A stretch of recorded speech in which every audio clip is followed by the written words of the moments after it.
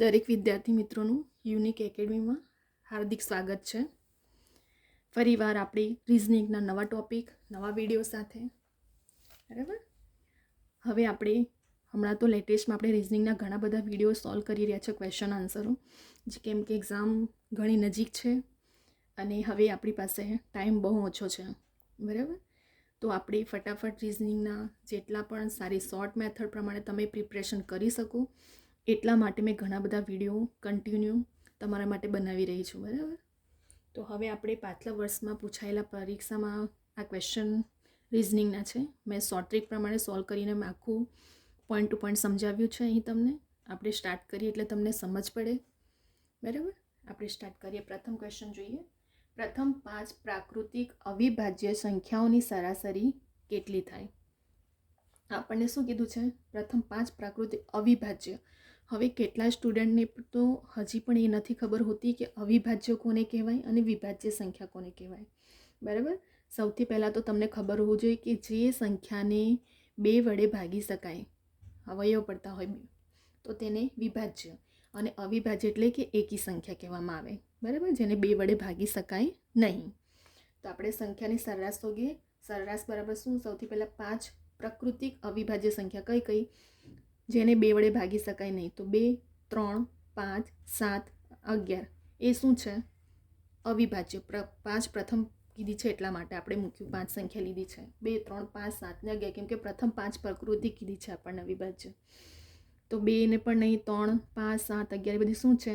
પ્રથમ પ્રાકૃતિક અવિભાજ્ય સંખ્યા છે. ચલો, હવે એને આપણી ટોટલ કેટલી? 5 કીધી છે, તો 5 વડે ભાગવાનું. હવે 5 રકમનો સરવાળો કરો. 2 + 3 + 5 + 7 + 11 ટોટલ કેટલા થશે? 28. 28ના છેદમાં ટોટલ 5 સંખ્યા. ચલો ઉડાવો. પાછું 25 ને 5 30 ઉડી ગયા. તો જવાબ કેટલો આવ્યો? 5.6 આન્સર આવ્યો. કેટલો આવ્યો? 5.6 આન્સર આવ્યો. હંમેશા યાદ રાખજો ફરીવાર સ્ટુડન્ટ કે વિભાજ્ય એટલે કે જેને 2 વડે ભાગી શકાય, જેના અવયવ પડતા હોય, અને અવિભાજ્ય એટલે કે એકી સંખ્યામાં જતું હોય, જેને 2 વડે ભાગી શકાય નહીં. તો આપણને સરેરાશ કહી તો પ્રથમ પ્રાકૃતિક 5, તો 2, 3, 5, 7, 11 એ બધી એકી સંખ્યા શું છે? પ્રથમ પ્રાકૃતિક અવિભાજ્ય સંખ્યા છે. એના પછી 13 આવશે, એના પછી 17 આવશે. બરાબર, એવી રીતે. હવે 5 કહીએ તો 5 પ્રાકૃતિક સંખ્યાને 5 વડે ભાગવાનું. પછી જે રકમનો સરવાળો, ઉપરની રકમનો સરાસરી કીધી છે, તો ઉપરની રકમનો સરવાળો કરવાનો. હવે ઉપરની રકમનો સરવાળો કર્યો તો આપણો કેટલો આવ્યો? 28. તો 28ના છેદમાં 5, તો આપણે ઉડી ગયા, તો 5.6 આન્સર આવી ગયો. આપણો સરાસરી કેટલી આવી? 5.6. હવે આપણે એવી જ રીતે જ્યારે અપૂર્ણાંકમાં હોય ત્યારે આપણે સરાસરી શોધવાનો પણ આવો. હવે ઘણા બધા વિદ્યાર્થી સ્ટુડન્ટ આ જોઈને જ ગભરાઈ જાય છે, અપૂર્ણાંકમાં છે, હવે આપણે એને કઈ રીતે શોધવું? પણ સૌથી ઇઝી છે. હવે આપણે ગણીએ એટલે તમને થોડું વધારે સમજ પડશે શોર્ટ ટ્રીક પ્રમાણે. ચલો, સૌથી પહેલાં સરાસરી કહીએ તો આપણે શું સૂત્ર હોય? સરવાળોના છેદમાં સંખ્યા, જે તે આપણે આગળ કર્યું રીતે. ચલો સંખ્યા મૂકો, પરંતુ અહીં સરવાળો કરીને એટલે છેદવાળા સાથે સાથે લઈ લેવાના. 3 સપ્તમાંશ, પછી 4 સપ્તમાંશ, સરખું છે છેદ આ રકમ, પછી 5 નવમાંશ અને 4 નવમાંશ, પછી 7 11 અને 4 11. એટલે મેં શું કર્યું? સાથે સાથે છેદવાળાને સાથે લખ્યું છે, બરાબર, કૌંસમાં આખે. અને છેદમાં ટોટલ સંખ્યા કેટલી? 1, 2, 3, 4, 5 ને 6, તો છેદમાં 6 જેટલી સંખ્યા હોય એને છેદમાં લખવાનું. હવે સેમ છેદ મેં સાથે લખ્યો. હવે કરો. ચલો, 4 ને 3 7, 7ના છેદમાં 7 આવી ગયું. 5 ને 4 9, 9ના છેદમાં 9, પછી 7 ને 4 11, તો 11ના છેદમાં 11, છેદમાં ટોટલ સંખ્યા 6. હવે ઉડાવો. 7 એકુ 7 ઉડી ગયું, 9 એકુ 9 ઉડી ગયું, 11 એકુ 11, એટલે 1 1 1, 1 + 1 + 1 upon 6 સંખ્યા. ચલો કેટલા થાય? 1 + 1 + 1 3 થાય. 3ના છેદમાં 6, તો 3 દુ 6 ઉડી ગયો. પણ હંમેશા યાદ રાખવાનું કે જો અહીં નીચે મોટી રકમ છે ને ઉપર અંશ નાનો છે, તો નીચે આપણે ઉડાવ્યું છે એટલે 1ના છેદમાં 2 આવ્યું છે, ઉપર નથી ઉડાવ્યો, નહીં તો 2 જવાબ આવતે, પરંતુ અહીં અંશ નાનો છે અને છેદ મોટો છે, તો 3 દુ 6 ઉડી ગયું, તો ઉપર કશું ના રહે, તો 1 લખાય. તો 1ના છેદમાં 2. જો વિદ્યાર્થી મિત્રો તમને એક્ઝામમાં છે ને 2 પણ આન્સરમાં આપ્યો હશે ને 1/2 પણ આપ્યો હશે, તમે અહીં જ કન્ફ્યુઝ થઈ જશો. તમે તો શું કરશો? ડાયરેક્ટલી કટ કરીને 2 મૂકી દેશો કે 3 દુ, બહુ એક્સાઇટમેન્ટ હોય અમુક સ્ટુડન્ટને, તો શું કરશે? 2 ડાયરેક્ટલી આન્સર મૂકીને દે. પરંતુ અંશ છેદ રિઝનિંગના મેથના અમુક રૂલ્સ રેગ્યુલેશન હોય છે, સૂત્ર પ્રમાણે, મેથડ પ્રમાણે, સાઇન પ્રમાણે ચેન્જ કરવાનું હોય છે અને એ પ્રમાણે જ આન્સર આવતો હોય છે. તો અંશ નાનો હોય, છેદ મોટો હોય તો અપૂર્ણાંકમાં ફેરવાઈ જશે, એટલે 1/2 આપણો આન્સર આવ્યો. બરાબર. ફરી એકવાર રિવિઝન કરી લઈએ. પહેલાં તો શું કરવાનું, સેમ છેદવાળા સંખ્યાને સાથે સાથે લઈ લેવાનું. 3 સપ્તમાંશ 4 સપ્તમાંશ, 5 નવમાંશ 4 નવમાંશ, 7 અગિયારાંશ ને 4 અગિયારાંશ કર્યું. હવે 4 ને 3 ઉપરની રકમનો સરળ કરી દેવાનો. 4 + 3 7/7, 5 + 4 9 9/9, 7 + 4 એટલે કેટલા થાય 11. તો 11/11 આપણે કર્યો. બરાબર. ત્યાર પછી ઉડાવો. 7 × 1 7, 9 × 9 ને 11 × 11 ઉડી ગયા. કેટલા બાકી રહ્યો 1 + 1 + 1 અને ટોટલ સંખ્યા 6.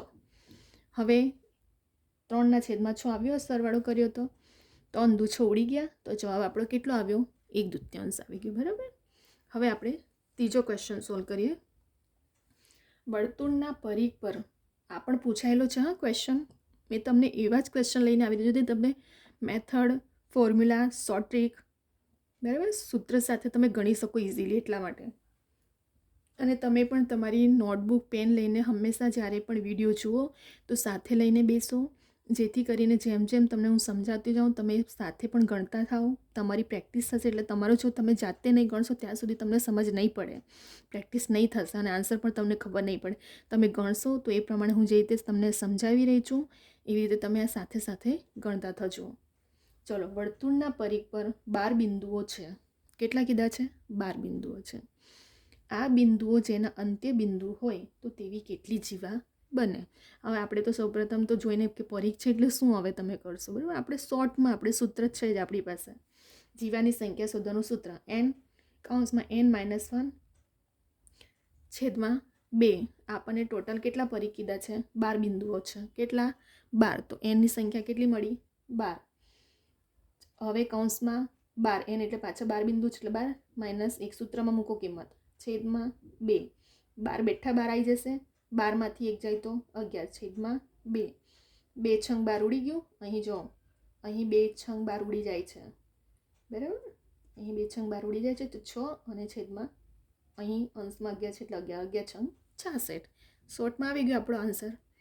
બરાબર. આપણે સૂત્ર જો ખબર હોય ને તો આપણે ફટાફટ ગણી શકીએ છીએ, પરંતુ ક્યારે? જ્યારે આપણી પ્રેક્ટિસ હશે ત્યારે જ તમે ગણી શકો છો. બરાબર. ફરી એકવાર તમને સમજાવું છું. વર્તુળના પરિઘ પર 12 બિંદુઓ, 12 એટલે n સંખ્યા આપણને આપી દીધી છે, તો તેના અંત્ય બિંદુ માટે કેટલી જીવા બનશે? બરાબર. તો અહીં હવે આપણને જીવાની સંખ્યા શોધવાની કીધી છે. તો જીવાની સંખ્યા શોધવાનું સૂત્ર n.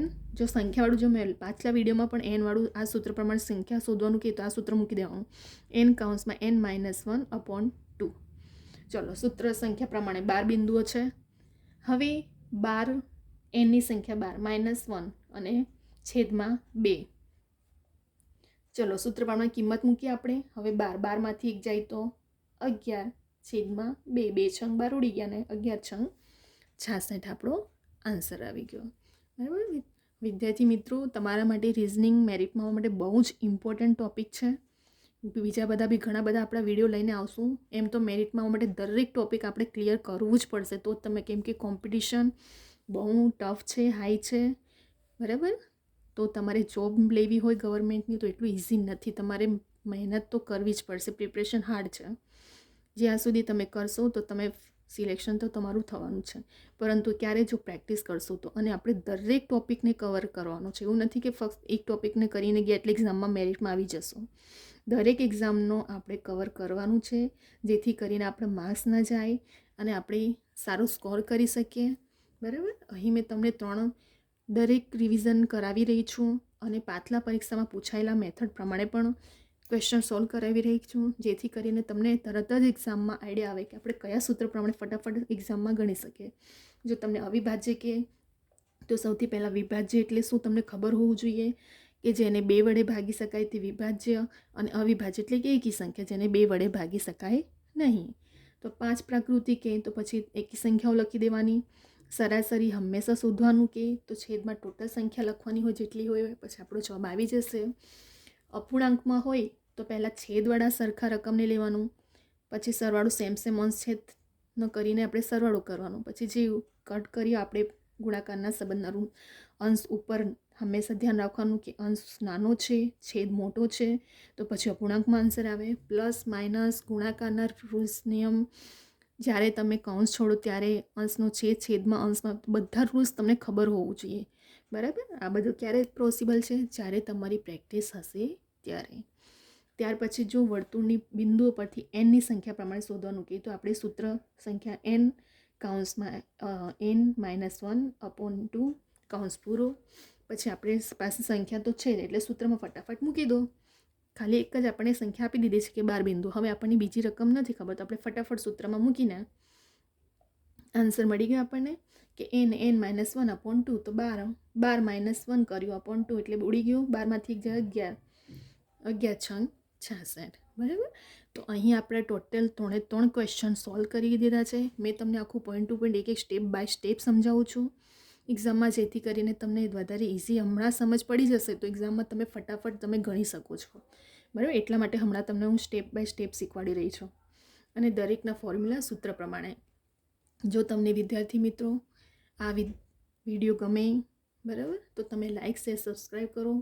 બીજા બધા વિદ્યાર્થી મિત્રોને પણ શેર કરો જેથી કરીને હેલ્પ થાય અને દરેક વિદ્યાર્થીઓ સુધી આ વિડીયો પહોંચે. કેમ કે દરેક વિદ્યાર્થીઓ પોસિબલ નથી કે કોચિંગ એફોર્ડ કરી શકે. તો એવા ઘણા બધા ગામડાઓના પણ વિદ્યાર્થીઓ છે કે જે સ્ટુડન્ટો છે કે જે તૈયારી કરી રહ્યા છે તો તેમના સુધી પહોંચી શકે. બરાબર. તો આપણે એવા બધા વિદ્યાર્થી એકબીજાને હેલ્પ કરીએ. બરાબર. અને એકબીજાને આપણે શેર કરીએ. હવે આપણે નેક્સ્ટ વિડીયો પણ ઘણા બધા આવા કરંટ અફેર્સ, રિઝનિંગ, પછી હિસ્ટ્રી, ઘણા બધા ટોપિકો લઈને આવશું. અને આપણે હવે અહીં ટોપિકને સ્ટોપ કરીએ છીએ. નેક્સ્ટ વિડીયો આપણે ફરી એકવાર લઈને આવશું. બરાબર. હવે આપણે બીજા નેક્સ્ટ વિડીયોમાં જોઈશું.